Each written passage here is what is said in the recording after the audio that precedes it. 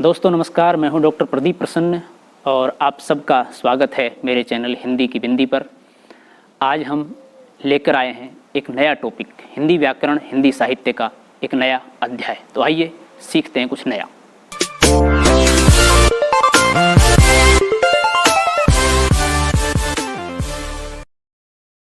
दोस्तों आज की वीडियो में हम हिंदी व्याकरण के महत्वपूर्ण विषय कारक के बारे में जानेंगे।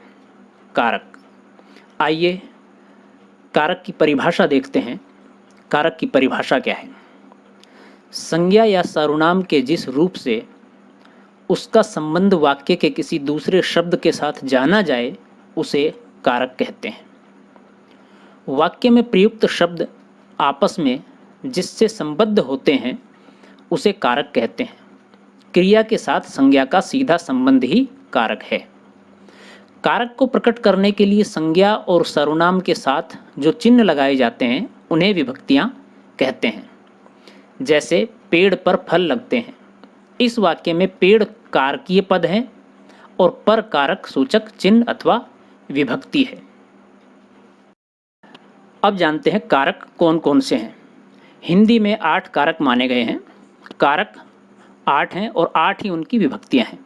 संस्कृत में विभक्तियां अलग तरह से होती है, जैसे प्रथमा, द्वितीय, तृतीया। यहाँ विभक्तियों के मतलब है उनके चिन्ह। तो पहला है कर्ता, इसकी विभक्ति है ने। कर्म की को। तीसरा है करण, से, द्वारा।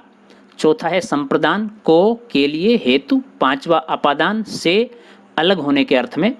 छठा है संबंध, का, की, के, रा, री, रे। सातवां अधिकरण, में, पर, विषय में। आठवां संबोधन, हे, अरे, ए, ओ, हाय, संबोधन का चिन्ह होता है इसमें। अब पहला जो कारक है कर्ता, वह क्या है और उसके उदाहरण सहित जानते हैं।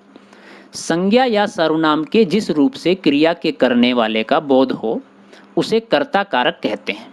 इसका चिन्ह ने कभी कर्ता के साथ लगता है, कभी नहीं लगता। उदाहरण के लिए, रमा ने पुस्तक पढ़ी, मोहन खेलता है, पक्षी उड़ता है। इन वाक्यों में रमा, मोहन और पक्षी कर्ता कारक हैं, क्योंकि इनके द्वारा क्रिया के करने वाले का बोध होता है, उससे पता लगता है। तो इससे स्पष्ट है कि कौन सा कारक है। दूसरा है कर्म कारक।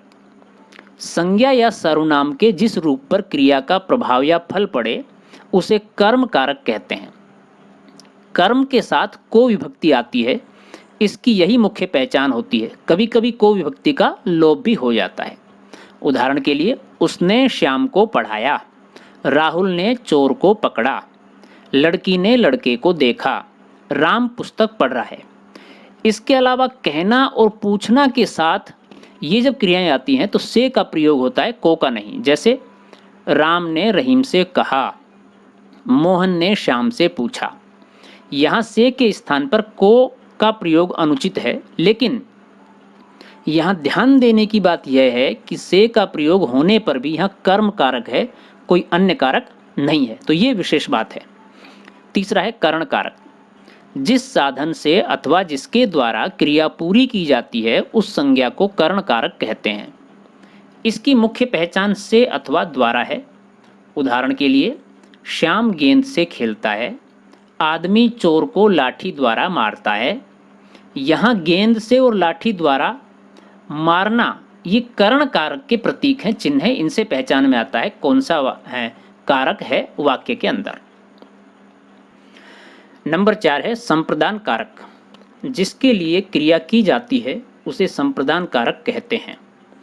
इसमें कर्म कारक को भी प्रयुक्त होता है, किंतु उसका अर्थ के लिए होता है। उदाहरण के लिए, कमल मोहन के लिए गेंद लाता है, हम पढ़ने के लिए स्कूल जाते हैं, माँ बच्चे को मिठाई देती है।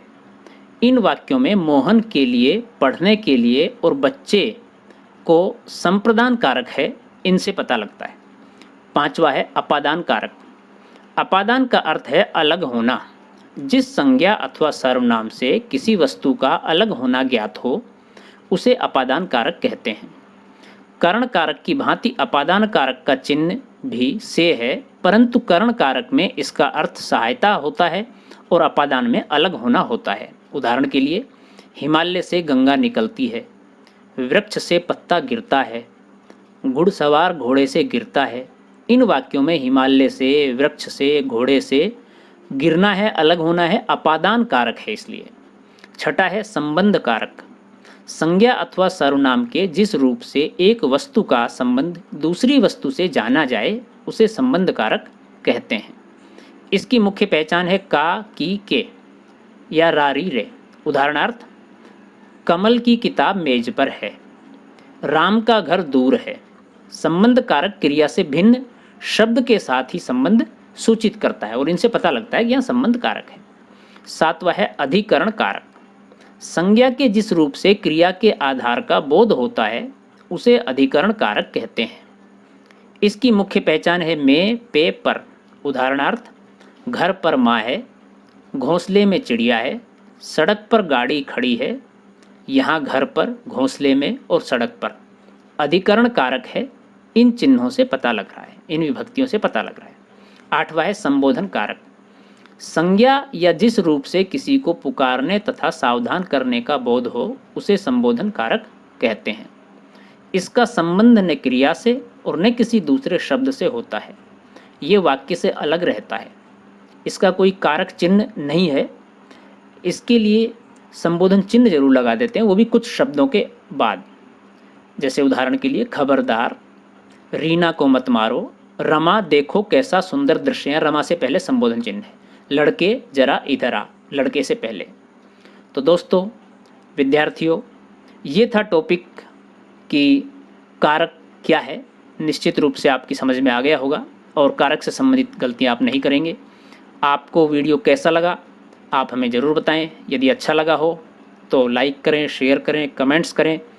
और यदि कोई विशेष टॉपिक की आप तैयारी कर रहे हैं, व्याकरण की या हिंदी साहित्य की, तो आप हमें बताएं, हम उस टॉपिक संबंधित वीडियो बनाएंगे।